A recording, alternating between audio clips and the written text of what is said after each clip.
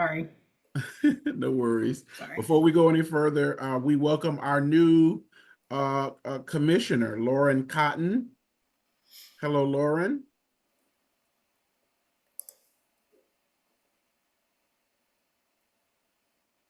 Are you there?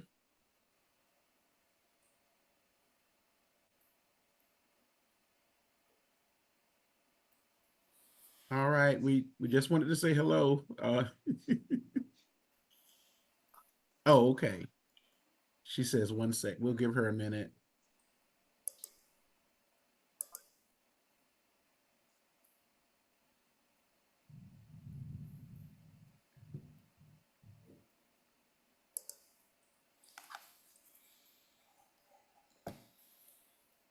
Well, Lauren, we see you greeting us in the chat. So in the interest of time, does everyone want to just quickly say your name and say hello? And I don't know if you're seeing the order that I'm seeing, but I'll go first. My name is Brian Bellamy. Welcome. I'm the chair for like 9 more months. Does anyone else want to go next and just say hello? Hello, Lauren. Sean Watson. Anyone? Hello, Lauren. My name's John Stevenson. Nice to have you here. Hello, Lauren. Francisco Gonzalez. Hi, Lauren. I'm Eva. I'm one of the vice chairs along with Francisco. Good evening, Lauren. Randy Mozek. Hi, Lauren. I'm Cherie Branson. Good to meet you. Welcome aboard. Hey, Lauren. This is Sonny George. Good to meet you. Hi, Lauren. Terry Walsh. Nice to meet you. All right. Well, welcome, Lauren, and we're glad to have you. If you're only comfortable with chat, that's fine. But we look forward to collaborating with you in our fecundity of efforts to support the county council and to represent our neighbors, the 1 million plus of Montgomery County. All right.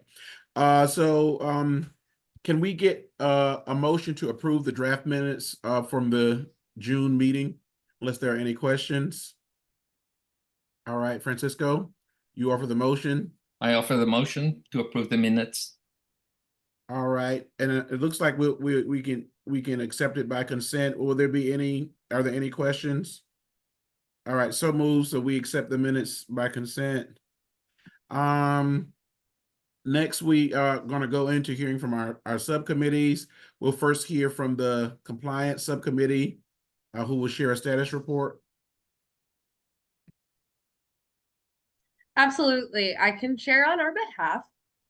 We have now turned our attention for the moment toward the Effective Law Enforcement for All report, as well as the recommendations contained therein. We have currently had 1 meeting. We have another meeting scheduled for this Friday, where we will continue reviewing those recommendations and coming up with general comments and recommendations for the county pursuant to those. We're also working on our finalized list of questions for the council based on the Reimagining Public Safety report. John, Francisco, is there anything you want to add? No, but I echo what you said. Great. A lot of questions and a lot of recommendations, so it's a lot of work. Thank you very much, Eva, for taking the lead on leading us. Thank you. All right, do we have any questions for the compliance subcommittee? If not, we'll move on to the data subcommittee. No, no, my hand's up. Oh, I'm sorry, Cherie, I'm sorry. That's okay. So my question is about I thought Montgomery County Police had like a dashboard that tracked their, efforts on the what is it, EL4 or whatever it's called. I can't remember the shorthand on their recommendations. I'm wondering, are you all sort of using that dashboard also? Are you comparing that with what, is that being used, or, how is that happening? Yes, that is what we are using. Obviously, we are reading the report, but we are using the implementation statuses as presented on the dashboard to inform our questions and our feedback. And what you'll find is that that dashboard, unfortunately, has not been kept as up to date as it should be getting kept. So we are doing the best we can and asking for further clarification when necessary. So Okay. I appreciate that, and that's kind of why I brought it up. If I assume, I'm going to assume that the chief is aware that the dashboard is not being kept up to date. Have you all interacted or engaged with them about any rationale for that?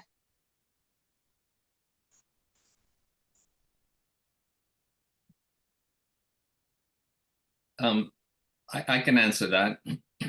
And the answer is we haven't interacted yet with the MCPD because we are still reviewing the questions. Excuse me, we are reviewing the recommendations and status of the recommendations. What we found out early on is that many of the recommendations are repetitive, one, and two, they're one report, the report on reimagining policing task force, and another report, the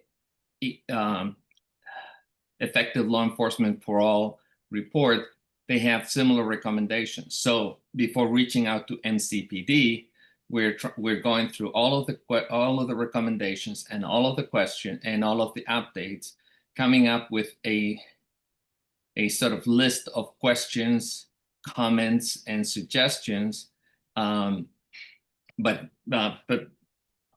we, rather than do this piecemeal, we're trying to go through the whole exercise first, and then come up with a set of coherent questions and comments and suggestions. Okay, thank you. All right, any other questions? Before we go on, we see that Lauren has joined us visually. Hi everyone. I'm sorry, I had to change the settings on my phone to allow permissions for audio and video. And to do that, I have to come out of the app, which is why I waited for everyone to say hi, but I'm back. Hi everyone, nice to meet you all. Sorry about that. No worries. Very nice to meet you and welcome. We're glad to have you working with us. All right. So Lauren, we have established several subcommittees so that this year we can be more intentional in our work. And so we're hearing from them at this point. I'm sure you have a copy of the agenda. We're now moving on to the data subcommittee for a status report. Yeah, so I'll go ahead and kick things off here. So data subcommittee met 2 times in the last month. So what we have come up with a objective and a goal statement for our subcommittee. So that some thanks to Francisco. Francisco led that effort. And on the other side, to understand what data is captured and what data is out there and what systems. So we are going to send a request out to all the police stations and police divisions to collect the information about the system and data. Henry led that charge. He came up with a memo, which we would like. Henry, do you want to talk about that? And we want to have the committee approve the memo so that we can send it out to the council members for further distribution. Go ahead, Henry. You're on mute. Sure, thank you very much. One of the reasons that I thought it was important that we asked for a compendium of records that the MPD has and that they utilize is so that we might be able to have a type of standardized request for various different information. What type of databases they keep and what type of information is on those databases, and how they're using it to come back to us, to our committee about various questions about the use of those databases and how they're run, and also to find out if those databases are up to date. Are they state of the art? Are there areas that need to be improved upon? Francisco mentioned one item particular where the items needed to be they were not funded. So as a result, some of those databases were obsolete or data wasn't being put into them. So we want to find out what's active, what's not active, and that might be able to help us further down the road. So once we have identified the data sources and and is able to understand what information is being collected, then we can provide recommendation regarding what needs to be reported and what is currently being reported compared to what is currently being reported, right? So that is the whole objective. So first we want to get a handle of what is out there. So that is the question that we are trying to answer now. Susan mentioned previously that this request had been made previously, but I think if it turns out to be fruitful for us, it would be something that we would want to be updated each year as databases are shut down and new ones are instituted. So the received bunch of questions. Teresa, I know you had your hand up first. So let's start with you. So thank you for that.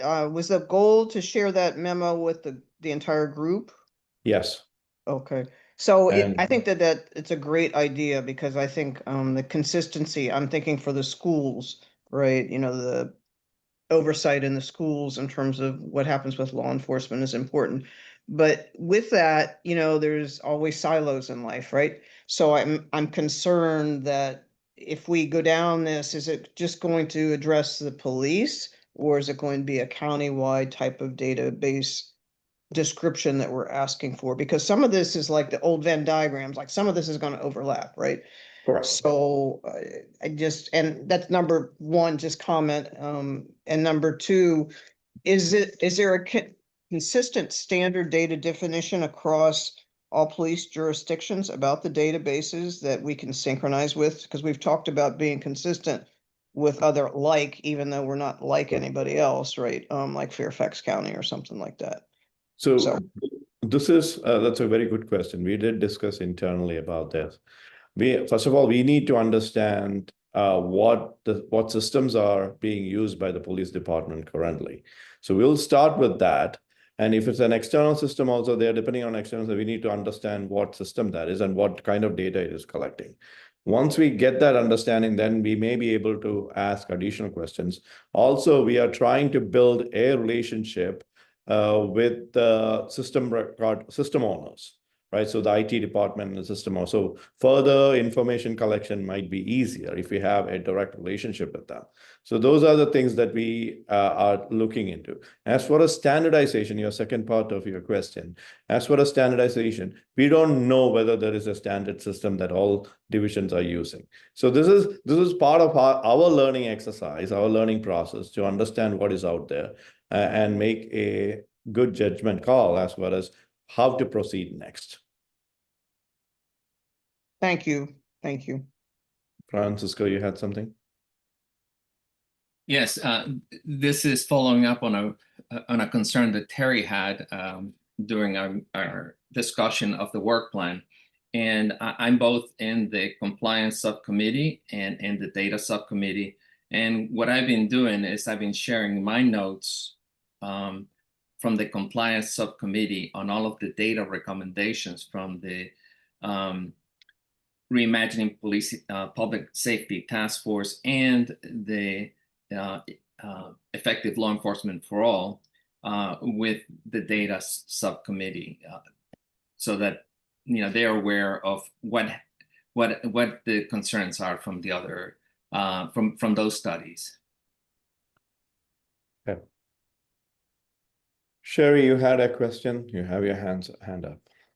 Yeah, Francisco just addressed part of my question, which is about the overlap with the recommendations.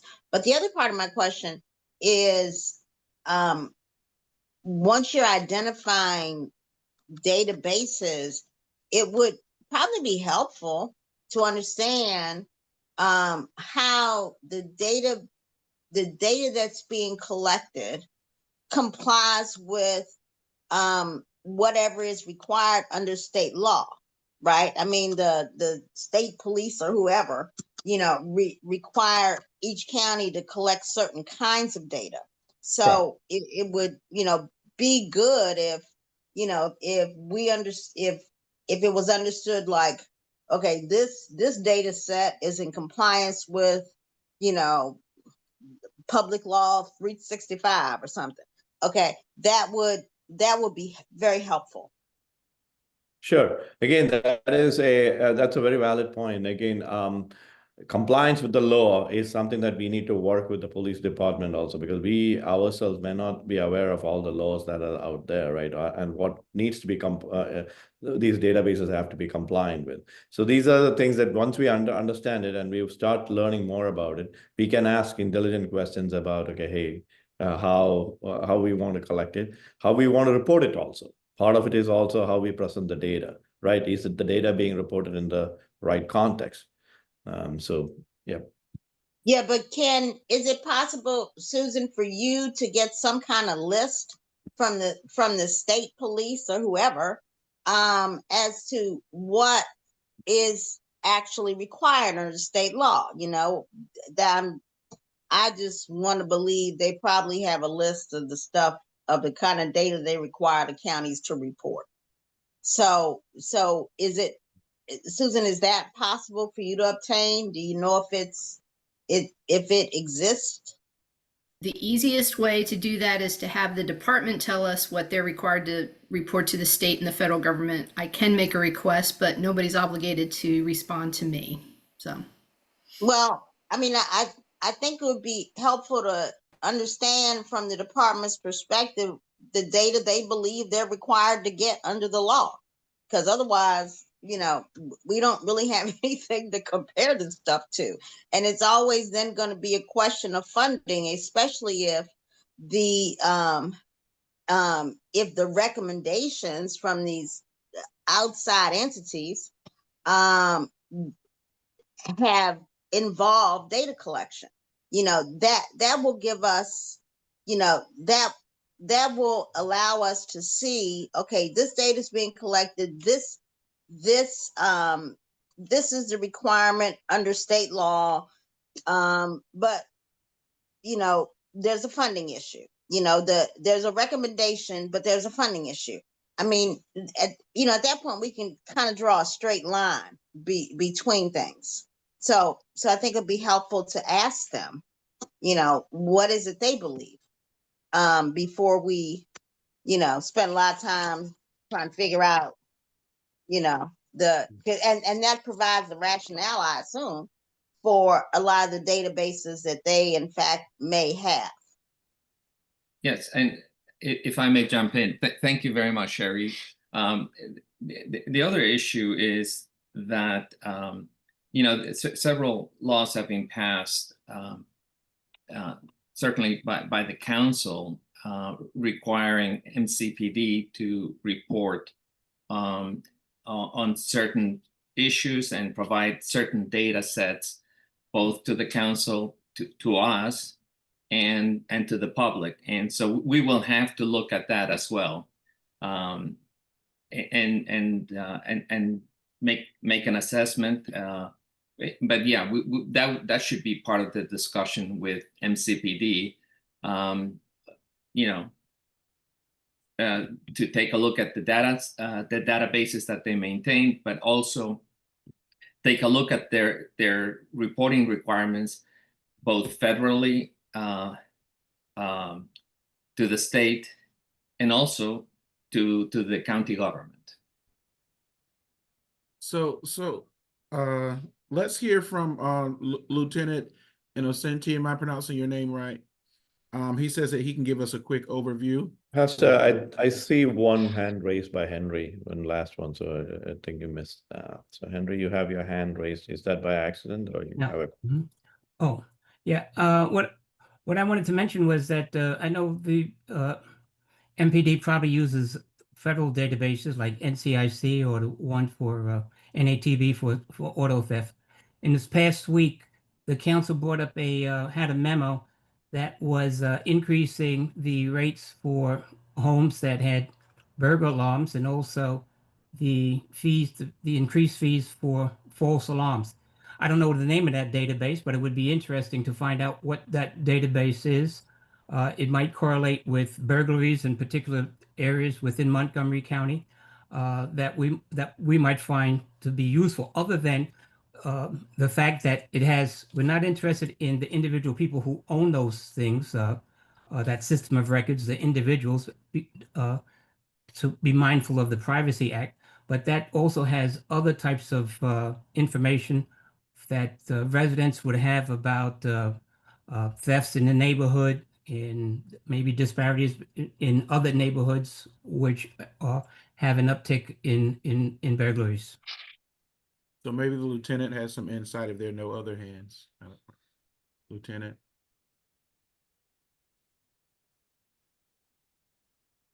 Good evening.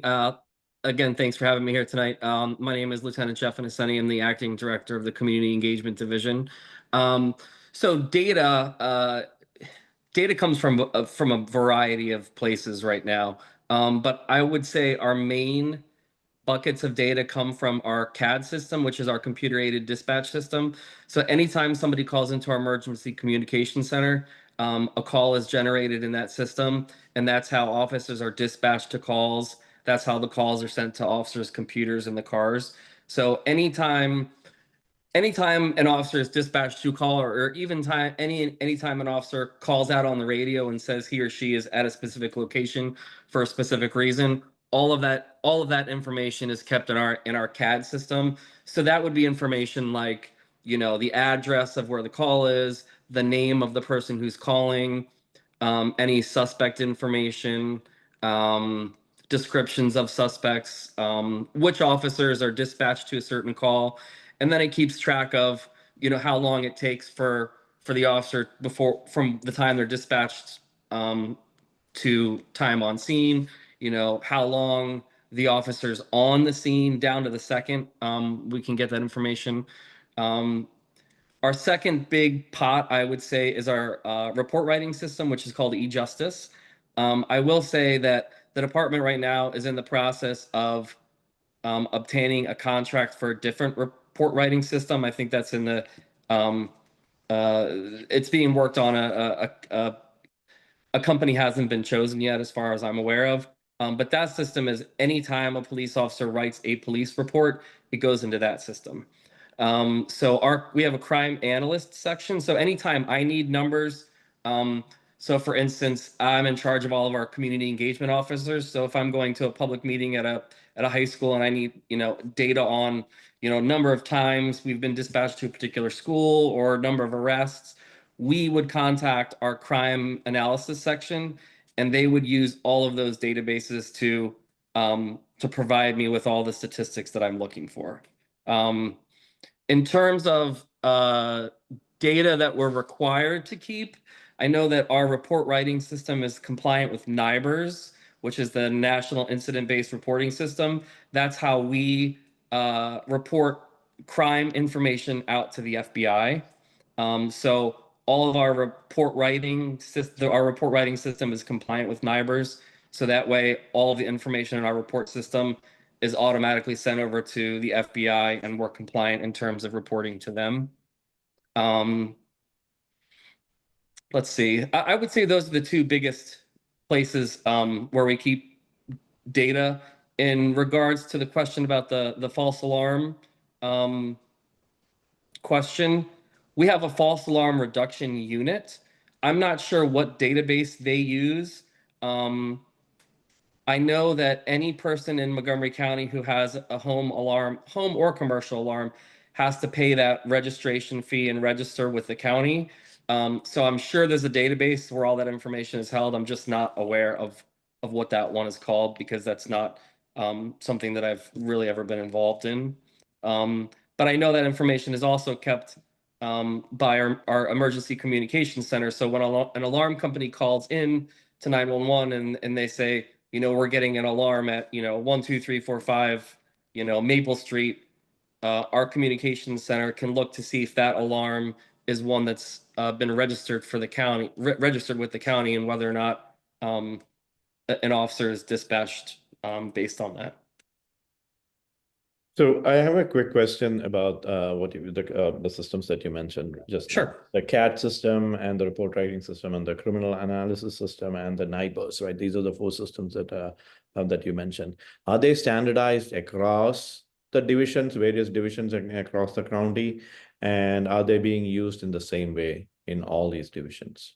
So our computer aided dispatch system, that's what our emergency communication center uses. So the entire police department, we use that for all calls that are dispatched. Okay. E-Justice, which is our report writing system, that's used by any police officer on the police department that needs to write a police report. I believe it's also used by some of the municipalities as well. Same with our CAD system, our computer-aided dispatch system. All municipalities, except for I think Tacoma Park, are dispatched through our communication center, so all of that information would be in there as well. NIBUS isn't a database per se. That's just how we report information out to the FBI. So there's certain requirements that the federal government requires from us. So our report writing system is compliant with what they require us to report out. I see. Got it. So where where does the report writing system get its data from? From the CAD and the e-justice system? So the report writing system is anything that an officer would input when they write a police report. It's a system with lots of different drop-down boxes and a narrative. So, for instance, if I was going to write a report for, you know, a theft, it would have the address of where the theft occurred, the date, the time. It would have the complainant's information, whoever's reporting. If there's if we have a suspect, the suspect's information would be in there. If there's no suspect, there wouldn't. It would say unknown for the suspect. It would have a list of all of the items that were stolen, a description of those items. And then it would also show any of the officers who were on the scene of the call. It would have obviously the name of the officer who wrote the report. It would have the name of the supervisor who approved the report. It would also have a narrative written by the officer regarding exactly what happened, when they got there, what they did, what the complainant is telling them, you know, all of those sorts of things. Got it. So where does the crime, where do you track things? Sorry, Francis, go ahead. Okay, actually, wait, can I interject here? Can I make the recommendation, Sonny and Henry and Data Committee? Will you please connect with the lieutenant offline to gather more information, and you can bring us back the status report, because we're doing this monthly, right? It's all fascinating, but we're not quite halfway through the agenda. Francisco, are you on fire with your question? You're muted. Francisco, you're muted. Yeah, thank you very much, Brian. That's exactly what I was going to suggest. 1 and 2, there are 2 items that we just need to clear. One is the statement of purpose, and the other one is the memo requesting the information.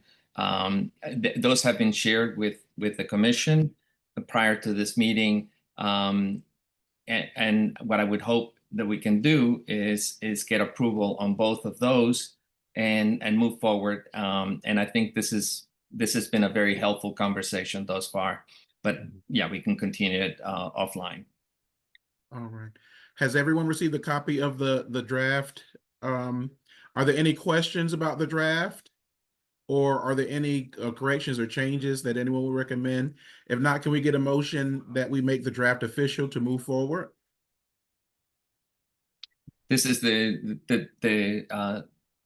just to clarify, there are two drafts. One is the statement of purpose, which was drawn primarily from the work plan and adds some context, in other words, some data points to provide background for what were the concerns leading up to the establishment of the statement of to the establishment of the data committee. So that's one thing. And then the other thing is the request for the list of databases.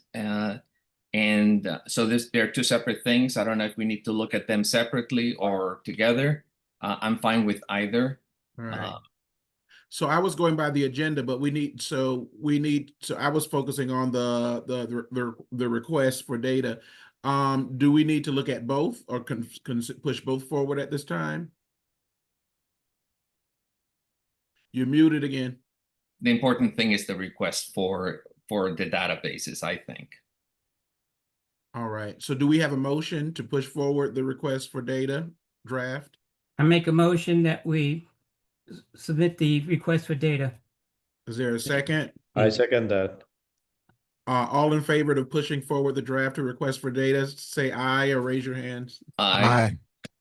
Any opposition? Aye. Oh, no. All right, thank you. It passes. Do we need to push forward the second draft at this time, Francisco? I think it's an objective statement. If everybody got a chance to review it, then we can push forward. If not, we can do it next week. Okay. Like Francis has said, this is not time sensitive. This is Okay. just the framing. Yeah. All right, very good. Thank you, everyone. All right, so let's move together. Can we move next to our next agenda item? And that's a review or discussion of the July 7 Public Safety Committee work session. Hey, Brian, Yes. can I just provide literally a 1-minute update about the school safety committee?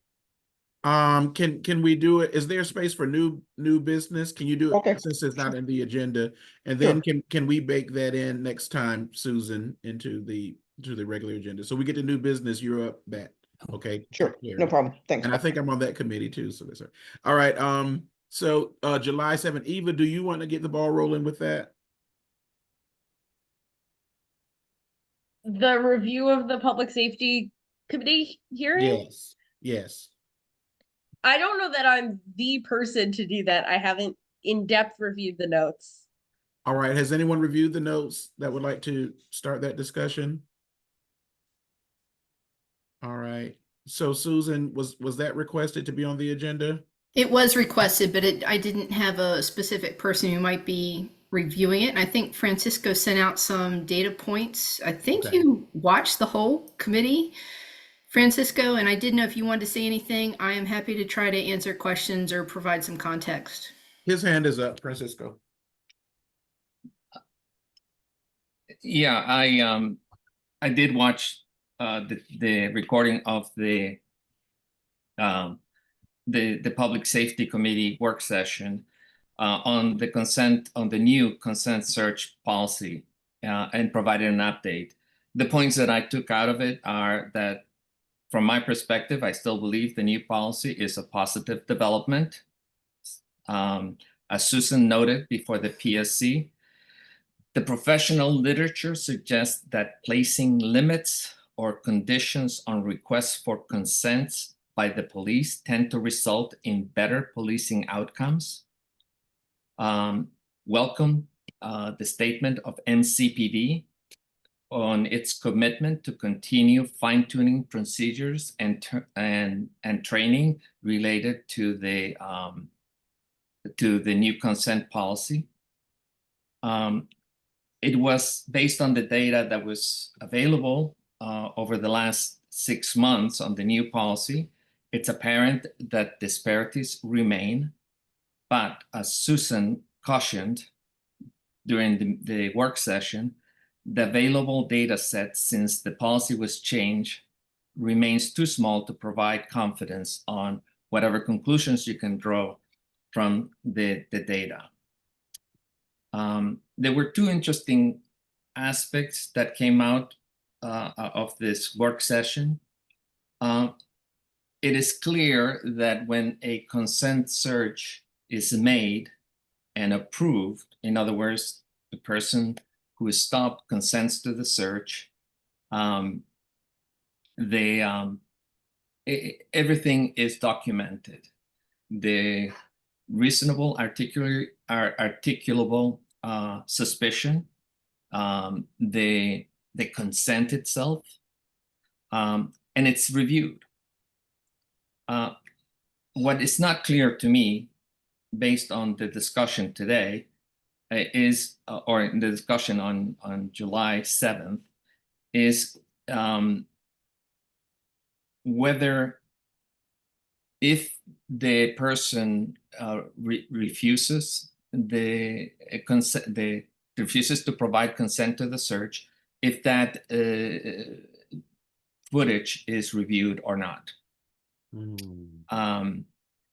Now, the other interesting discussion that was there was related to the best practice. And MCPD teaches, and its training is that the best practice is to document reasonable, articulable suspicion before the request is made by the officer. Now, as part of the discussion and the back and forth, it was very clear to me that MCPD does not want to make it a requirement based on a number of reasonable concerns and exceptions. And, I think that's something that will probably need some additional discussion and maybe further data. We'll review whether there's a problem there or not. But I think that's a question that remains. And there were two other interesting aspects that I thought I would mention here. One is related to the fact that there are relatively very few requests for consent to search. I think, if I recall correctly, there were 182, or less than 200, definitely, in the last 6 months.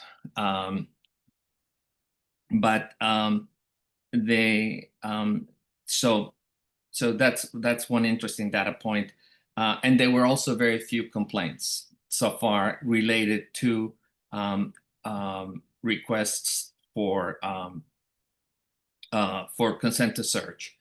And there were also 2 instances in which MCPD identified officers who either forgot to remind the individual that they had the right to refuse the consent. And I thought that was actually a good data point, because people are human, and realizing that they're looking for that kind of mistake and error, and they're correcting it. I think that's helpful. And the last thing I would mention is that Chief Yamada, who again expressed frustration with the concept of disparities and the use of census data to figure out whether this disparity or not. And in that regard, I thought it was very interesting, because he said, his frustration, he said, we've been having the same conversation over and over for 5 years. But he did not address the staff report that was prepared by the legal staff, Susan, in which she mentions how the San Francisco police is using other data than than census data to try to get a better sense as to whether there are disparities or not in their treatment or in interactions with the public. And, so it seems to me that at least the San Francisco Police Department is trying to address the issue in a proactive way, rather than just saying, I need a better, what you're using is not useful, Right. but it's not my job to come up with something better. So, and I had some notes, but I don't have them with me right now on what those data points were. I think one of them was no fault accidents, the demographics of people involved in no fault accidents, because that gives you a sense of who's driving in the county, and then who the police department is likely, a police officer is likely to encounter on the road. So I think that's something for the data committee to look into, as this is one of the major questions and debates that we've seen in this commission. And that's it. Thank you, Francisco. Any questions about Francisco's review? Go ahead, John. I do recall Chief Yamato when we were in our last public forum mentioning that the state of Maryland doesn't consider race in that their data. So I'm not sure if that is factored in some of the research that our subcommittee is looking at. You said the state of Maryland doesn't consider that, and is that well, I think it would depend on what we're looking for when we're searching data. Because then if that's not considered by the state of Maryland, does other jurisdictions consider race in their data? Well, I don't remember that particular comment, but in effect, there is, in fact, the state requires and has a dashboard that requires demographic information on traffic stops. And so that's that we have. The question is whether The state of Maryland, for clarity. Yeah. the state of Maryland requires, okay. and they have the dashboard. Mhm. The issue then becomes, okay, so so you compare the demographics of the traffic stops with what? With census data or with something else? What I gathered from Susan is that the San Francisco Police Department is looking at least 3 other sets of data, and I see that she's providing us. Anyway, so and one of them is, if I remember correctly, the demographic data of people involved in no fault accidents, and that gives you a sense of who's driving, and so in that population, the population that is driving is different than what's captured by the census.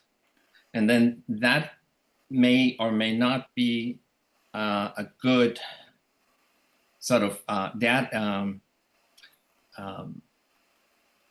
sort of marker to compare with the demographics of the police stops to see if there are disparities. But it may be closer, and it may provide a better guide and a better rule for comparison than the census data. Okay, thanks, Francisco. Susan? Yeah, I just wanted to add a little bit of context. My concern about using census data as a benchmark is it doesn't equal risk exposure. Different people have different risk of having contact with police at any given moment. Personally, and I don't have evidence about this because I can't do the research, I think it's differential deployment based on calls for service. And police are going where they're called for help. And if they're in a particular area, then they're more likely to see something and they're more likely to stop somebody else. So, and I also worry that if we use the wrong benchmark, there are 2 things that might happen. It creates the illusion of bias where none actually exists, or we don't have the appropriate bias to understand, or we miss the real problem.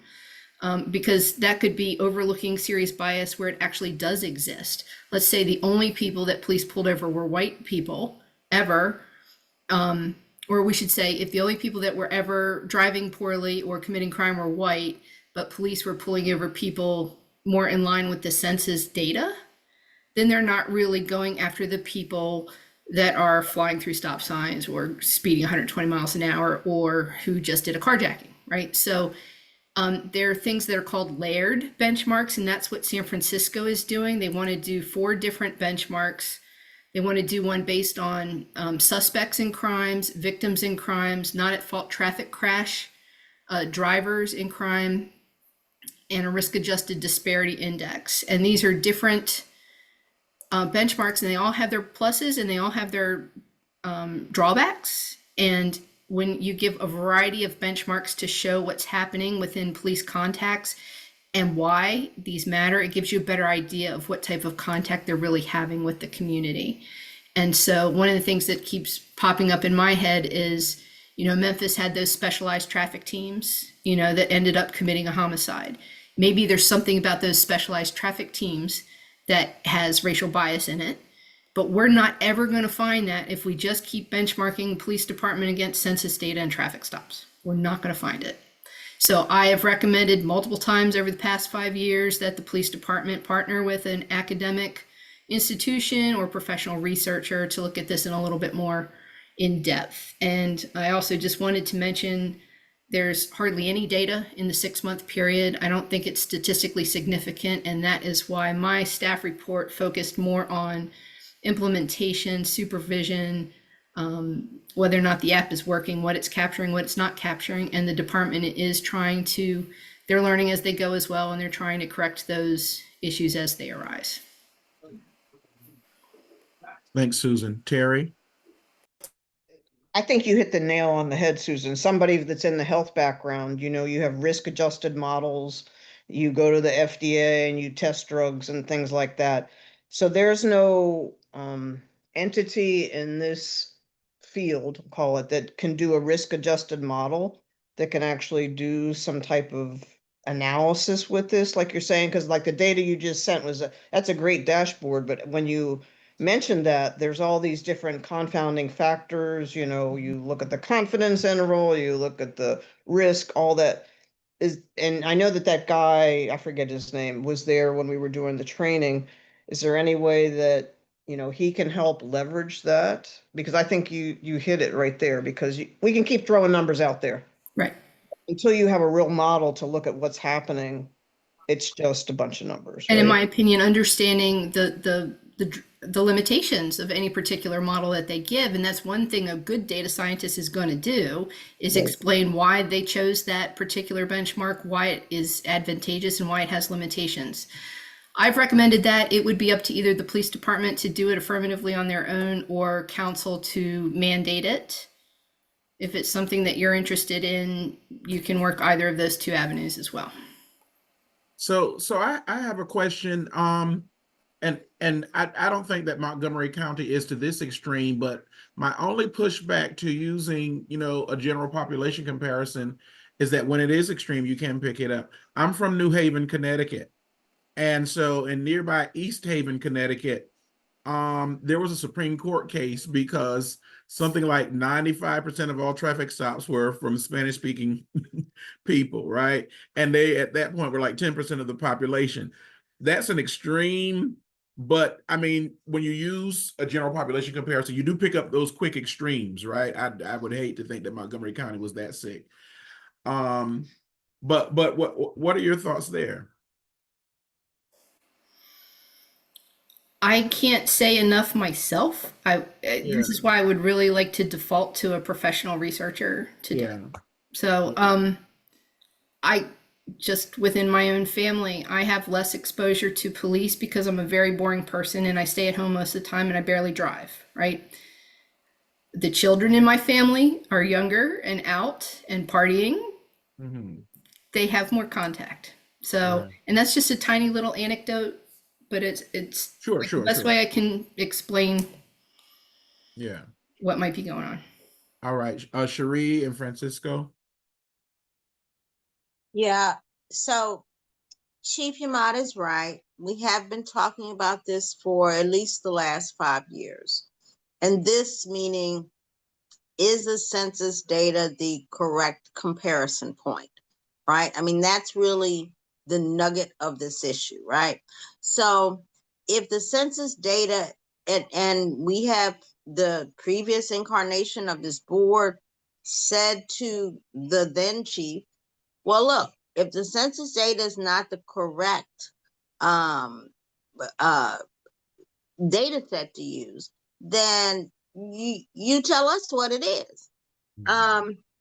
So, you know, I'm really hesitant to sit here and, you know, for us, this commission to work itself into a pretzel, trying to figure out what the correct, what the correct data sets are if it's not the census.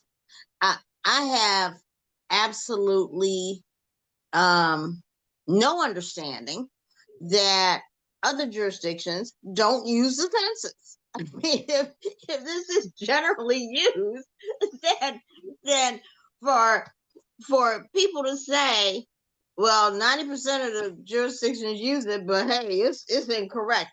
Well, you know, in every study, there are generally accepted standards, right? And in this kind of thing, that's the generally accepted standard. So if that is not what they believe is accurate or portrays this in a way that they believe is more in tune with their reality, then it's up to them to find something.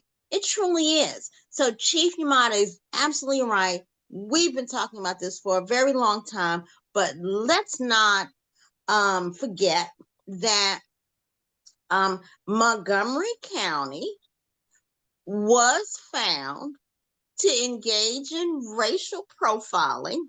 I think it was in the year 2000. And the only reason there wasn't a consent decree formally, quote unquote, was because there was sort of an agreement. Okay, so yeah, I mean, I think the first thing that I would like the police to embrace is that disparate treatment is not a myth. This is not a mythology. These are people's lived experiences.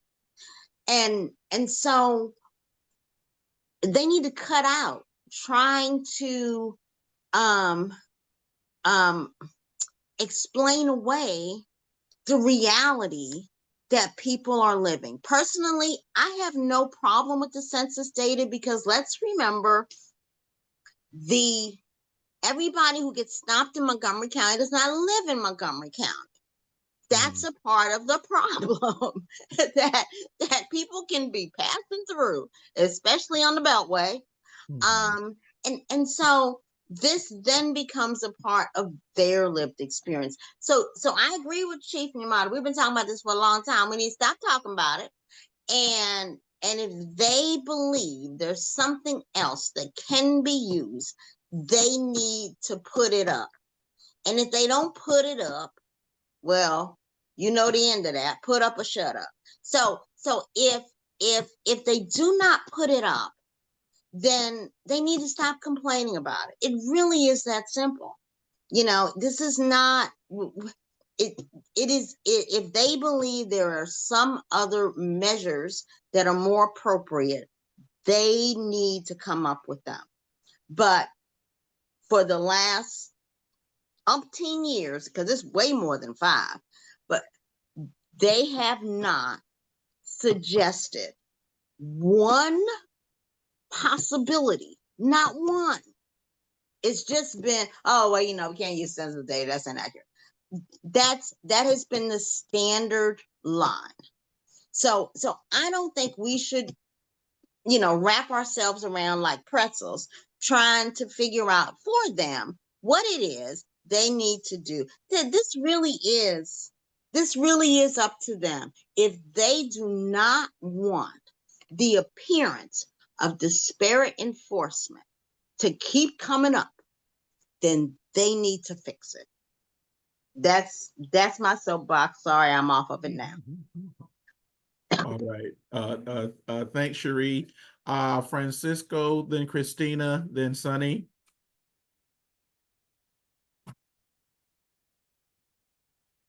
Francisco, you're muted. Sorry. I hear you, Cherie. I think you make a very compelling argument.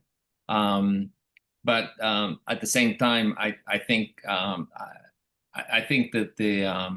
the Committee on Data can take a look at this issue and make its recommendation.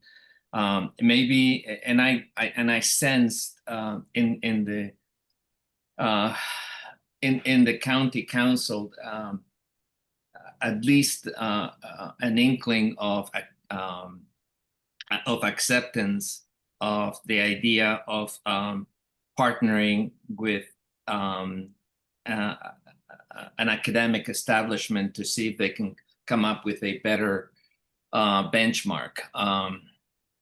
And you know, to me, the concern is this. If I was the head of a police department, I would want to get beyond this debate, and I would want to, rather than present to the council a sense of there are no problems here, you don't need to look any further, this is not an issue. And that's the impression that I got. What I would want to say is, I'm looking into this, and I'm looking at a way of finding out if and where there are problems. You know, there are always problems in a large organization like MCPD.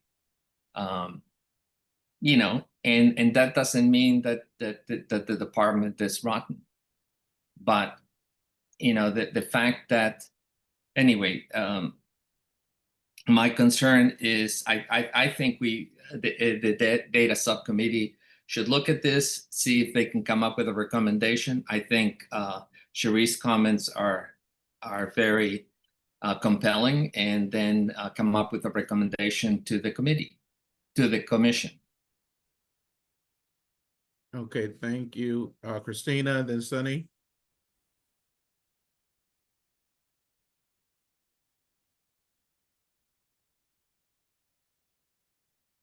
Christina, you have the floor.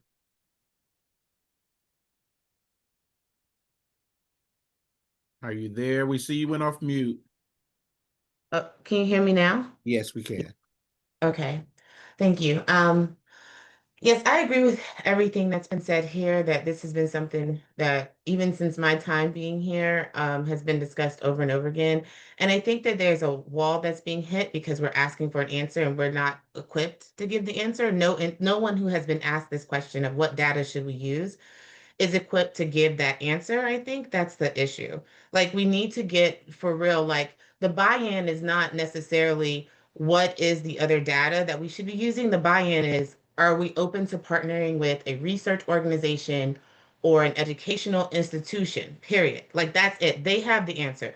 We don't have the answer as to what data to use, like, because of exactly what we've said. Like, we're not those people that do that. There are professionals that do that.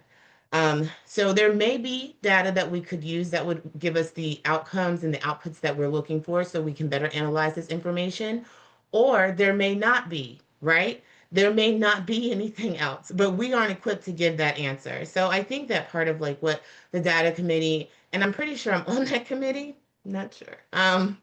No, I joined a committee last time. I haven't heard anything about the committee, and I thought about it and thought about, I was like, what committee was that? But anyway, maybe I should be on this committee because not because I'm great at data, but more so because I feel like it's great to use professionals for what they're good at. And so we need the buy-in of all the interested parties that we need to outsource And the question is not so much like, is the question I think would be, is there other data that could get us the outputs that we're looking for so we can have better analysis? And so, that takes money and all of that. There's like so many levels to doing that. And so the question is, what is the first step? How can we put that forth? And what buy-ins do we need before that goes into whatever decision-making body will put that in the budget to make that happen, right? So I think maybe we need to outline a plan for that type of action so that it actually happens. Because along with what Sharia said and along with what the chief has said, like the conversation keeps happening, but we're not having action. So I think we have to find out, how can we have action? We can put forth recommendations even as a commission, but that in that recommendation, I think it should be like a true, like, we have found this entity or this research organization or this educational institution that is interested in or is equipped or prepared to do this. And is this something that everyone can buy? Because right now we're just spinning, and we have been spinning, without a real target to hit, right? Of course, we need to see if there's another way to analyze this data. That's of course, right? And get the right outputs. How do we do that? Is we need a research organization or educational institution that can do that. How can we get to step 2? How can we make that happen so that we can get the answer of if there's another way and if there's a better way? And if that is, and just because the census is accepted doesn't mean that Montgomery County cannot be novel and innovative and lead the way in a better way of reviewing and seeing this data. We don't have to accept that this is all that we have. Thank you. Thank you very much, Christina. And it sounds like you are self-appointing to the data subcommittee, which we happily accept. Thank you very much. So please, please loop Christina in a data subcommittee. All right, we have Sunny, then we have Henry. Yeah, so I just wanted to read, I think we have come a full circle. Just because the police is not able to recommend a solution doesn't mean that there is no solution out there, right? The same thing that Susan was referring, right? And what Christina was pointing out to. So as a subcommittee, we'll take it up on our data subcommittee. We'll look at this thing. First, let's understand what data is being collected. And as part of it also, we will start looking at other options. How do we better do this, right? So we are all here for the same purpose, to improve the policing, right? So I guess I truly believe that it's a solvable problem. I think but how can we solve it is the thing, because I don't want to so that's the only thing that I wanted to point out there. Thanks, Sonny. Henry. Yes. What I would offer to do is to contact my alma mater, John Jay College of Criminal Justice in New York City, and perhaps get one of the chairmen of the department. Once we pose the question that we like to have, I'm quite certain that they would probably give us some of that information free of charge, and look into it. Perhaps they might even have a graduate student working in that type of area. It'll be something I'll bring up with at our next data meeting. Great. So it sounds like we're working toward giving a recommendation to the council and to the police department, which would be really impactful, right? And that's why we all joined the committee, to make a difference. So that would be great, right? Yeah. ACP. All right. I just want to add one thing, that we will explore that. We may not be able to provide a recommendation. We will explore that and see where we reach, and we will update the committee, the larger ACP, about what we could find out there. Right? Absolutely. So, all right. Well, I don't know. Henry has some connections with John Jay, so. All right. I'm sorry. Christy. Yeah, sorry, I couldn't find the raise hand thing. Yeah, and you posted a lot of helpful information also. Thank you. Yeah, it's in the chat, everyone. I could do the same thing, as an alumni of the School of Criminal Justice at Michigan State University. They have a lot of research sort of in this area. There might be some tips or other things they can give us. I guess my other point would just be like, the other thing we got to get beyond the conversation of like, is there bias, and just kind of maybe think about what are the things that need to be done to ensure there are not bias. And so you know, we can argue all day about different data sets, but like, do we feel like some of the right practices are in place for the right culture to thrive in our police department? And that's, I think, a bigger question. Yeah, Yeah. absolutely. And And I will say, like, advertisements where you have military people with machine guns hopping on a tactical vehicle to recruit new police officers does not create that culture. Just All right. All right. Any other thoughts on I have on a the public question, and safety? I could be wrong. Go ahead. Oh, me, okay. Yes.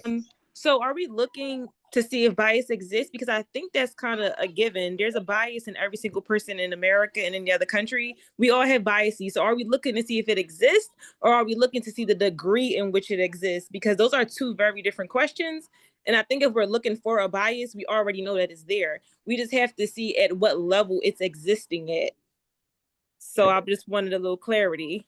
Lauren, I think what we are trying to do is how do we quantify it, right? So everybody has their own biases, and whether these biases are playing into the results that we are seeing, right? So everybody feels it is there, right? Having a feeling is different from actually quantifying it, and through data. And how do we do that? That's the discussion that is being had. Yeah. Okay, so typically I know in healthcare, a lot of times what we do is people take self-assessments. Is that something that's also done in MCPD, where there are self-assessments that do with biases, and where people are able to see that, oh, this came back saying that I have biases like this? Because self-awareness is also, that could be quantified because you're taking an assessment. So is that a part of this also, where, oh, okay, because that might be helpful also. We're looking to eliminate something. If there's no self-awareness, then we can never, then we're going to hit a roadblock each and every time. Because if I believe I don't have it within me, but the data is saying that it exists, I'm thinking it's everyone else. So should Right. we start with a self-assessment or something of that sort? I think that's a very good point, but that would not be the focus of the data committee. You know, and I know that MCPD, during its intake of new officers, has some training on bias, and I don't know if that includes a self-assessment or not. Yeah, but it doesn't have to be the work of the data subcommittee. We passed that on the agenda. We're talking about the public safety committee work section. And so if we're coming up with some ideas that might be worthwhile to push forward, we can do that. And I still say that you know, I've been on this on the ACP for a year and a half. And, you know, we've had great discussions and have learned some things, but I would love to, when my work is finished here, to have said that this was the contribution that we made toward, you know, policing in the county. And so if we could come up with an idea, and I don't know if that needs to be a subcommittee or what, maybe we can think about it between this meeting and the next. I think it would be worthwhile to say, okay, here is an agency that we can use to codify, not what people feel, because I know what has happened to me and I didn't feel it was real. But here is a measure that we can use to codify from John Jay from Michigan State. I was on faculty for 14 years at the University of New Haven, which we put out police officers, and we send more students to Quantico than any other school. So we have resources if we are interested in, you know, making a recommendation to the county, especially since we now have a chief who I'm hearing who for 5 years has said, you know, well, we can't use census data, but nothing else has been proffered. Cherie. Yeah, I think, I'm sorry, is it Lauren? I offered a very interesting suggestion. Yes, there are self-assessments at the time that someone joins, right? And I think there are periodic trainings. So it would be, I thought there were also periodic assessments, self-assessments, but I'm not sure. So that's a question that could be asked. I mean, I know, you know, Kaiser sends out an assessment every year trying to figure out people are depressed. You know, I get it. I say, yeah, I'm happy. Leave me alone. So, but that's, but that may be worth exploring. Is that something that the police could do internally? Because we all know, I mean, I know that your life experiences can affect how you feel about other people. And you may not understand at that moment that you just developed some really unfavorable attitudes. So it may be helpful to have that kind of self-assessment on, you know, a yearly basis or something. I think that's a very good insight. All right, so that's in the notes for us to continue to discuss at some point. We can go on with the agenda if there's nothing else on this matter. All right, draft response to community correspondence. I can jump on that. Excuse me, before we move on to that, I thought we were talking about the whole public safety hearing. And so I wanted to ask about one of the things that came up was the transmission of encrypted messages. And I have heard from some folks who have an issue with the police. Apparently, I mean, I'm not even sure what all the details are, but apparently the police have made a decision that they will be sending out all of their messages in an encrypted fashion. The people I've heard from have asked, well, why they got to do that? You know, these are also people sitting around listening to police scanner, and so they want to know what's going on. So that is something I think we should raise, because I am concerned about how transmitting everything through an encrypted message may adversely affect the ability of the news media to cover what's going on in Montgomery County. You know, I mean, so Susan, if you give us some clarification on this encrypted message thing, I think it's something we should really have some clarity on. I also listened to that portion of the work session, and I have my notes here that I was going to bring on the new business. MCPD has decided to encrypt its radio communications. Some of the radio communications for the special groups and discussion groups are already encrypted, but this would be all of the communications between the police officers on the road and the dispatchers. And the argument for that was primarily twofold, if I remember correctly, and Susan, please jump in if I get it incorrectly. On the one hand was that criminals in the act of committing crimes or in preparing for crimes or after committing crimes are in fact tapping into the police communications and are basically using that knowledge to evade the police and to, you know, look for targets of opportunity. And they provided anecdotal evidence of that, you know, people who had been arrested said, yes, we had equipment with them to monitor police communications and also to, and that they were, and admitted that they were using that equipment to avoid capture, arrest, etc., etc., etc. The staff report raised the concerns that you mentioned, Cherie, about the concern about press access, and actually discussed how other jurisdictions are trying to address the issue, and suggested specifically a question about policies for releasing dispatch recordings after the fact to media and other interested parties. I was a little bit disappointed that the discussion did not directly address this issue.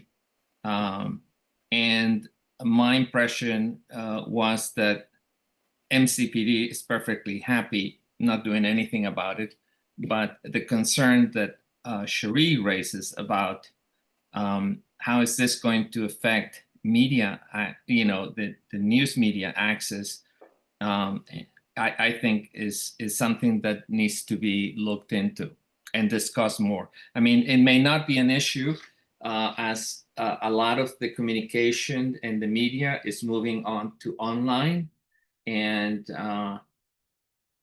maybe that's not going to be as serious of a problem as we are concerned, but certainly it's worth looking into. And I'm, Susan can clarify whether there's going to be hearings on this particular issue and what's going to happen if there are going to be more opportunities to weigh in.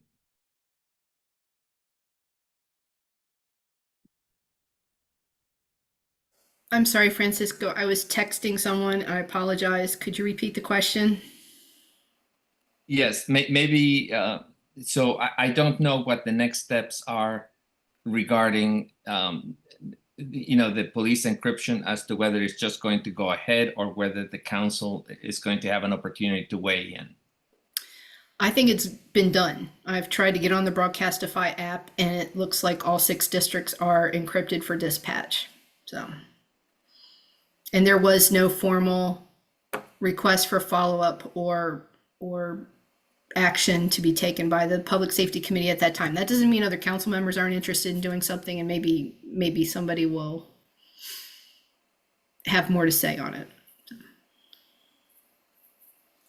Yeah, well, let me just say that I find this very disturbing, because I thought Montgomery County was all about transparency and accountability. And this is pretty much, excuse me, sorry, the opposite of that.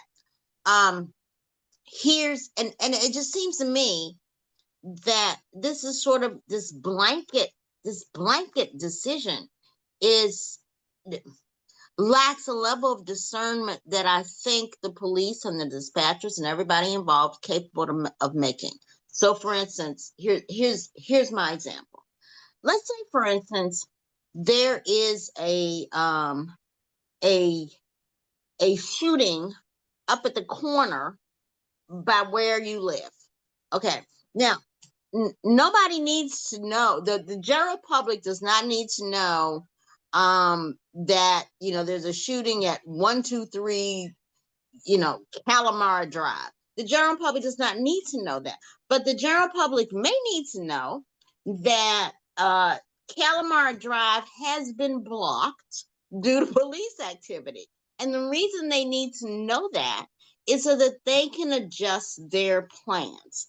Now, I don't understand why that level of distinction cannot be made in these messages. Yes, encrypt, shooting at 123 Calamar Drive, but Calamar Drive is now blocked. Why does that need to be encrypted? This makes no sense to me. In our current atmosphere, I really believe that that mentions of ongoing police activity that can have an effect on the general public should be made available to members of the general public. This makes no sense to me. Absolutely no sense at all. All right, we got Henry, Christy, then Francisco. Yeah, I watched that testimony by the MPD on why they were encrypting various different things. You have nefarious characters out there who do swatting. Sometimes officers on the scene are given codes to enter a particular building, and they don't want the general public to know what those numbers are. There's other types of tactics that are used that the police are finding that in this day and age, that carriers with nefarious intent are using to obfuscate and to confuse the locations. And so until we get a better system where certain things could be redacted out of their transmissions, if they can, I don't know if the technology is there to do that. And there's also various different PII, personal identifiable information, which is transmitted over police lines when someone is sick at home, and this type of medical information does not need to be shared with the general public. So I understand that it's a concern that they have. It's a privacy issue, and that if people are interested in where police are conducting services, I know the app Waze pretty much tells you where all the police are situated. There's other apps that they can get that type of information. So that's what I have to say. Yeah, Sherry mentioned, say there's a shooting and you might need to know that the drive is blocked or whatever. But there's also a lot of real-time information that can be gotten on the police scanner that can combat disinformation that's out there, that can combat some of the hysteria. I mean, I remember when there were, 2 or 3 shootings like near the Wheaton Mall at some point a couple of years ago, and that's where people were getting actual good information from, and a real-time update of whether or not they should go to the Costco or whether they should just stay home. And I think it can be helpful to have access to some of that transparency and some of that information for non-nefarious reasons. I also do a lot of following up on pedestrian and traffic crash information. That's not released. If myself and other advocates who follow this stuff want to know what happened, the best place to go often is the dispatch logs, so that we can hear where it happened exactly, what it looked like, what the timeline was. So just some good reasons why you might want access to that. Right. I just I'm not sure that we're going to resolve this at this discussion, but I do think it is worthy of a very serious discussion. To mention just a couple of things that I forgot to mention, other than the concerns about PII and the difficulties of and the expense in redacting communications on the go. Which is, it's a very technical issue. I do some of the information that is critical is first of all, on the dispatch data information is posted on Data Montgomery every 6 hours, and it's updated. Montgomery County does provide a lot of that information, but the really important, timely, useful information on, don't go into this area right now because there's a police shooting. That is the responsibility of the police to share that information with the public immediately, the public at large. And that's not going to be done by people with scanners. That's the responsibility of the police, using Montgomery Alert, using public, social media, whatever means that they need they have. part of the discussion today touched upon that. And what I found of concern as well, this MCPDs assumed that that the encryption would not create additional requirements for the public information office in order to, because some of the information, in order to make sure that there's transparency. MCPD is perfectly happy being the only source of information to the public regarding its own activities. And so I do think that we need a serious discussion about this issue, and maybe we need to create another committee to do that. All right, thank you, Francisco. Sonny? So I would like to make one comment here based on my personal experience. There's a reason why the police is coming up with, they are seeing a pattern that the criminals are repeating all the same thing, right? That's what, so all these information requests that that is out there for the public, that can be a separate channel altogether, right? They don't need to listen into an active police conversation about an active crime that is happening. In my particular case, they were actually monitoring the channel. They wanted to know when the police is getting dispatched. They had actually calculated the time that it takes 7 minutes from the time that when a dispatch is made that they will reach this location. So all those things are very, very interesting things. The criminals are monitoring it to perpetuate a crime. We don't want a crime to happen, right? So in that particular case, okay, I know that there is public wants to know there is a shooting that happened. Okay, there can be established a separate channel, or if it's newsworthy enough, police, maybe we should ask the police to distribute that on a separate public channel, maybe to Twitter or something. Instead of monitoring the police scanners, monitor the Twitter handle or on a social media account or something of that sort. So I just wanted to express that thought here. Okay, thanks, Sonny. Christina? Okay, yes. So DC does a thing where they like send out text messages for police activity. It doesn't necessarily tell you what's going down or whatever. It just tells you there's police activity on this block, you know, and that's the extent of it. So I think something like that would answer all of these concerns on both sides, right? And maybe that's what DC faced when they were trying to figure out how to protect the citizens with their personal information, with the police, with being vulnerable when they're responding to these calls. And so when they were, so maybe DC did go through this same kind of struggle and trying to figure out what do we do. And this seems to me, this solution with the text messages seems to answer both sides of this call here. You know, and it's pretty basic. So I don't know what that takes for you know, MCPD to put this into place or the back work on that, but I just want to put that out there on the table. Like maybe we don't need full disclosure on everything that's, I mean, maybe there's obviously a reason why they're saying the general public doesn't need access to all of this information.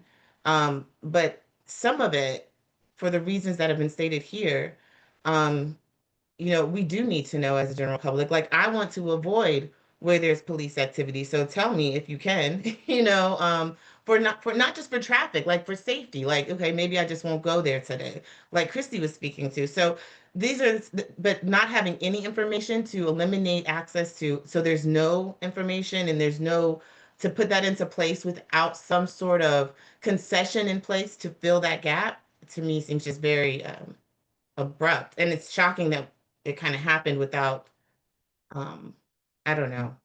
I don't know what I'm saying it happened without, but it's just shocking that it happened without something else. Well, Francisco, you're gonna help me out filling that blank there. yeah, well, it's to me, it was a little bit shocking that the council found out about this change via the news media. This was a unilateral decision made by MCPD, and you know, you may or may not agree. They you know, they are with their with the reasoning why. I mean, I think that there are valid reasons to do this. I think there are valid concerns on the other hand. And I think, again, my suggestion would be that we do have a separate discussion, full discussion, and do some research that we need to do here and come up with a recommendation. Like I said, my initial concern was the lack, what this is going to do to media access. But I think other people have raised other concerns. Is the Public Information Office going to be able to inform the public on a timely basis of what's going on, so that they can avoid certain areas and other things that they may need to know right away? Is there someone loose, a criminal, is somebody who's dangerous, who's loose in their neighborhood? These are important bits of information, and that I don't know the question. I don't know whether that is happening adequately right now. And I think Christine's suggestion of what's going on in DC, it's also very interesting, and I think maybe someone can explore it. Right. So does follow-up or exploration, does it fit with one of our pre-existing subcommittees? No. How passionate are we here, ACP? Do we want to create a new subcommittee? But it may, I don't know, we need to look at it, but it's definitely not going to fall into compliance because it's something new to my understanding, correct? Okay. So I don't know, Eva and Francisco, I'm not sure if that would fall in our wheelhouse, what we're doing now, because this seemed to have just happened. So would that be a compliance? I mean, I don't think so, but Cherie has her hand raised. Yep. Okay, Cherie? Yeah, I don't think it falls within any of the existing subcommittees that I'm aware of. I also don't think it's necessary to create a subcommittee. I think it would be good for us as a group to hear from the police about this encrypted message stuff. And so I don't know what we're doing next month, but it might be good to actually hear from them and then make a decision as to whether we believe as the commission that this is something that is not in line with what we believe truly protects public safety. Because public safety is not just, but public safety has many different layers, right? And for us as members of the public to know there's something going on over here, you might want to not go this way today, is really is the kind of vital information that members of the public deserve. I don't know if we need another subcommittee. I do know that we really do need to hear from the police about the rationale for this, because doxing, I understand. I mean, there are a whole lot of things about this I understand. But the stuff I don't understand is why there's not apparently an attempt to make as much information public as possible. That's the rub for me, because that involves public safety too. Right. So I want to push this back to the group, and I only mentioned the subcommittee, Cherie, because one of the things that we said as we started our new year together is that we wanted to be more action oriented. Last year, which was the first year for most of us, we spent a year, like learning and getting PowerPoint presentations, et cetera, and that was like the bulk of the meeting. However, if the group feels passionate enough that next month we want to hear from the police so that we can, as the entire ACP, make a recommendation, then I'm just moderating the group. So how would you like to proceed? Is there a motion to hear from the police next week on this matter? Excuse me, next month? Or do we want to create a subcommittee, or do we want to lean into our other pursuits? Let's hear from the group. I don't feel strongly one way or the other, whether we just have a discussion or whether we have a separate committee to take a look at this in depth. What I do think is if we invite MCPD to brief on this before at the next meeting in August, I think what we all need to do is make sure that we read the staff report, and also that we review the testimony and the discussion today, and be prepared with very pointed questions.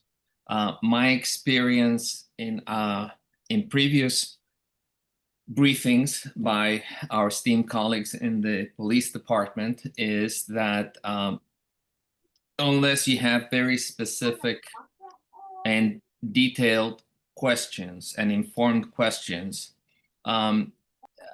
you know, an hour-long briefing is basically not as productive as it should be. Okay. Fair enough. Thank you. Henry, then Christina, then Eva.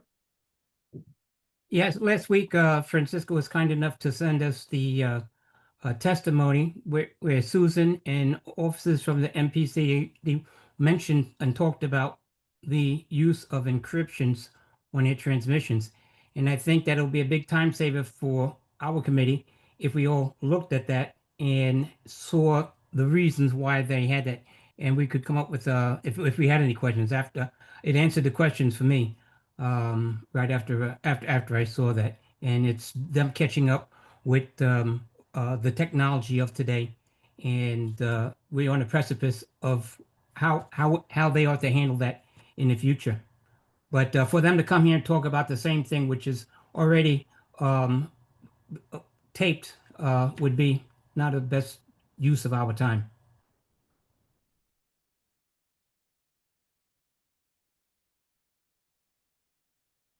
Sorry, Christina and Eva.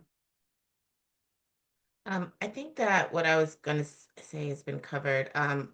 Well, I'll just say I don't know exactly how passionate I am about this or not, because I'm not in a place where I track this enough to have a personal, like, I'm passionate about it. It sounds like there's other people on the commission that have like direct tentacles on direct effects that this is having on a community that a part of our community that really is in tune with the daily movements of the force, right? So and they are, that is what gives them their safety in this community. And so that's been taken away from them. We have to consider what concessions have been put into place to meet that gap. So it relates back to my original comment when using DC as an example. Like, what was the concession, or is there something in place that's happening, excuse my alerts, that will meet that gap to take something completely, and maybe I understand this in the sense that, like, to take that access completely away without having something there. And I'm not talking about, see, these other updates that happen on Instagram and Twitter and all that stuff, there's like delays, you know what I mean? And so that's not helpful for immediate, like the text message I'm referring to in DC, those are immediate. As it's happening, then you're informed. Not, 30 minutes later, because 30 minutes later, it could not be relevant, or I could have driven into a dangerous situation that I didn't know was dangerous, and so I think that that's really my issue and concern is if we do have someone come to speak, it's not necessarily to reiterate or to repeat or to say, to give us a presentation on information we've already been provided. I would rather know, like, what is in the plan to fill this gap that's been taken. Okay, thanks. Eva? Yes, I was just going to say, pursuant to some of our earlier discussions over the past few months, that if we're going to have a briefing, is there a possibility we could have it on a separate day with a selection of ACP members, not necessarily a subcommittee, but just some small group of people, not necessarily a quorum, who are there to take notes and ask questions so that we can make the most use of our quorum time? Okay, question. How many of you would be willing to attend such an event? Will you raise your hands? All right. So it sounds like that may be the move. So Susan, is that something that we can arrange, please? And the peoples whose hands are up. So Henry, is your hand was up from your question? Is it still up? You put it down? Okay. So the hands belong to Eva, to Cherie, to Francisco, to Terry, to John. And I don't see any electronic hands from the others. Christy. All right, that's great. Terry. Okay. All right. So can we move on? And Francisco, can you continue with the draft response to the community correspondence, please? Sure. As you may recall, we have received 7 comments recently related to the public forum, people making suggestions, expressing their concerns. And what I thought we should do is agree on a statement that basically replies to all of these questions, basically letting them know that our mission is to provide recommendations to the city council, and that their information, their comments will inform both our preparations for the public forum and our recommendations to the council. That's basically it. The text was shared with everyone. I just think that it would help, in most cases, we won't need to provide any other response than that. But it does clarify the mission of the ACP, and it also, it acknowledges the receipt. And if we can agree to it, then this would help Susan and Logan. They would make this an automatic response, 1, and 2, they would continue providing, sharing the comments with us. If we need to, if anybody wants to take a look at the draft statement, I can share on my screen and for everybody's review. Will you do that? That'll help us to move this forward, I think. Okay, can everybody see it? Yes.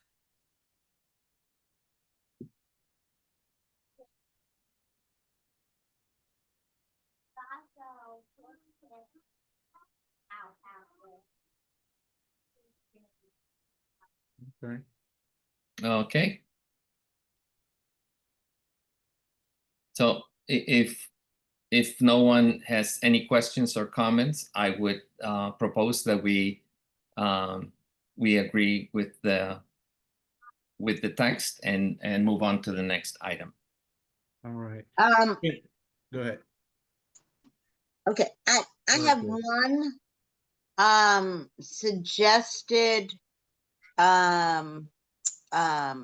addendum to this, and that is I mean, this is basic constituent response stuff, and so it's good to thank people, it's good to tell them what your mission is, but it's also good to tell them who they should be talking to, right? And so I would recommend that that we include a line that says, you know, we suggest that you also send your comments to, who is it, Sydney Katz, I think, the chair of the County Council Public Safety Committee. And in that way, you know, we have at least given them someplace else to go. Because, you know, for some of these things, we are not, I've read through all those, you know, through all those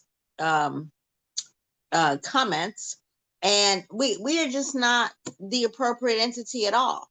And so we could either tell them to write to Sydney, or we could tell them that we will forward their comments to the chair of the Public Safety Committee, who is, you know, the Honorable Sydney Katz. I think most of these comments that we've received, the 7 comments that we've received recently, are in response to the announcement on the ACP website that asking for input for the public forum. And that's why that's exactly what it meant, the draft response mentions. So in reality, this is what they're telling us, their concerns, and that's what, you know, we asked them for their concerns. And so that's, you know, because we're asking them for their views on what we should be in the public forum. No, I understand that. All I'm saying is that, yes, we acknowledge their concerns. We say that we are, you know, looking at their concerns, but in the long run, many of their concerns are really concerns that should be addressed in the Public Safety Committee. Like, for instance, I think there was one person who wrote about getting additional there was one person who wrote about training and hiring. You had a question about that. There was one person who wrote about police patrols. You know, those are exactly the kinds of questions that the Public Safety Committee should be addressing. You know, those are not in our wheelhouse, so to speak. And so, in addition to telling people we have heard them, we also need to tell people, hey, look, this is who can maybe do something about what you're complaining about.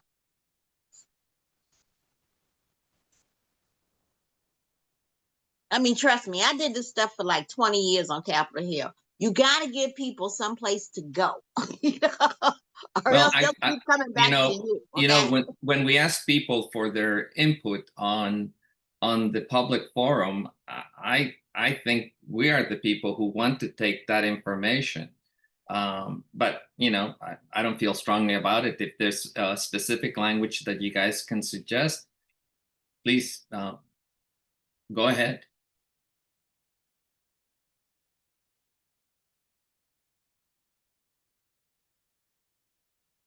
I'm sorry, Cherie, I think this suffices. You know, if someone is making a serious inquiry, I don't know that they would do it in the comment section of something that we have posted.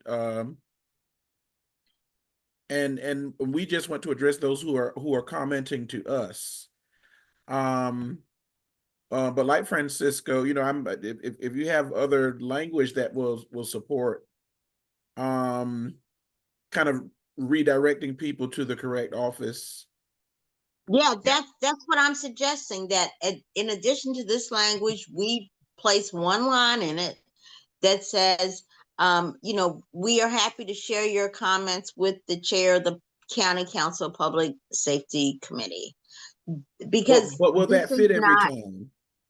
I didn't hear you. I'm sorry, and I'm sorry. Please forgive me for cutting you off. I was asking, will that fit for every comment? Yeah, it will, because most of these things are about really stuff that's within the jurisdiction of the Public Safety Committee.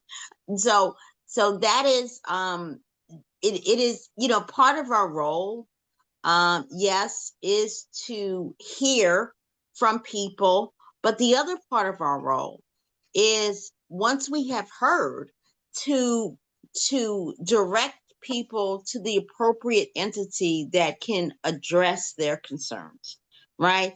We have addressed, I mean, we have looked at hiring and training. One of the comments is about that. Well, you got a concern about hiring and training, you might want to talk to the county council committee that does that. I mean, this is not passing the buck. It is helping people get the answers from government in a way that will be helpful to them. Okay, thanks. So we got and I'm depending on these comments, Cherie, we may be coming back to get that sentence again so that we can move from this. Christina, then Susan, then Francisco. Yes, this is unrelated to Cherie's comment. Can you say your name again, Cherie? I know we've been on this together for a long time, but everyone says your name either two different ways at one time. So can you say it again? My name is Cherie, like my Cherie and more. Cherie. Okay. All right. I'm gonna keep that right where I need it. Okay.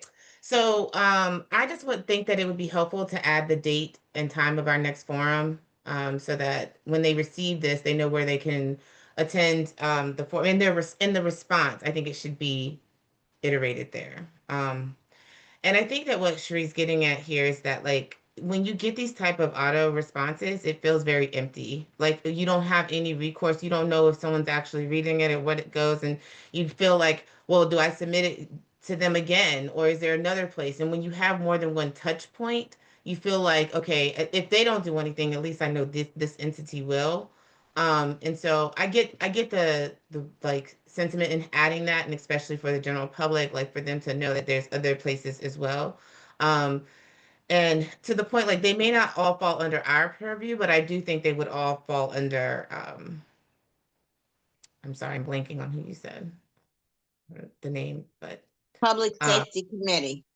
Yes, they would all fall under their purview. So the things that we can address would potentially be in their eyesight, and things we can't address, they know will go to or can go. So yeah, but I definitely think that, like, if they get a response, that they should also have something that says, and we are holding a public forum at this time where these types of things will be addressed. Okay, thanks, Christina. Susan, you have more clarity. I just wanted to put this out for your consideration. This is, and I put it in the chat, the folks that have been writing in recently are writing into language that you had approved a month or so ago to put on your website to help get some public feedback about what you wanted to do for your public forum in the fall, which would be in September. I'm not too sure how the Public Safety Committee would feel about getting responses sent to them. There's already a mechanism in place for people to reach out to the council and different council members. At this point, I would like to ask permission first from the Public Safety Committee chair before doing something like that. Makes sense. All right, Francisco. Yeah, the next item in our agenda is an update on the public forum, and maybe that's something else that we, before we tell people when and where, we need to decide that as well. Right. So I think we should accept what we have at this point, and then Susan, will you then reach out to the public safety chair and just get their clearance, and if there's pushback, we can discuss that when we come together again. Is everybody satisfied with that? All right. Sounds Yeah. good. So let's talk about our next public forum. We have updates? We know that it's in person. We know that we established the date, which is September. What's the date again? I don't think there is a date yet. I need to make sure that I've got all the audiovisual people available for it, but we can have it at the council office building because we have the equipment in place in the space. I thought we I said thought we chose the a date. 9th, like the Yeah. 8th or the 9th. Yeah. Is it? I'm sorry. The only reason I know it's the 8th because that's my birthday. So I Oh. knew it was on my birthday. I Yeah, was like, and- really?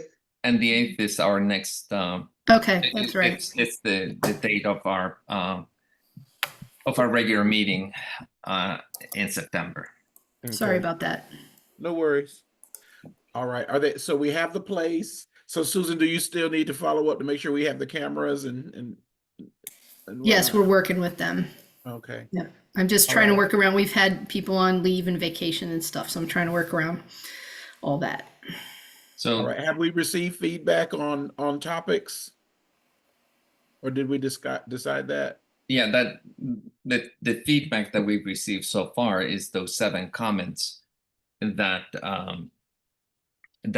Susan shared with us. Right. All right, Christina. And based on the discussion regarding the encryption and such, and how that has a direct impact on the access to information for the general public, I think that should be probably added to the public forum.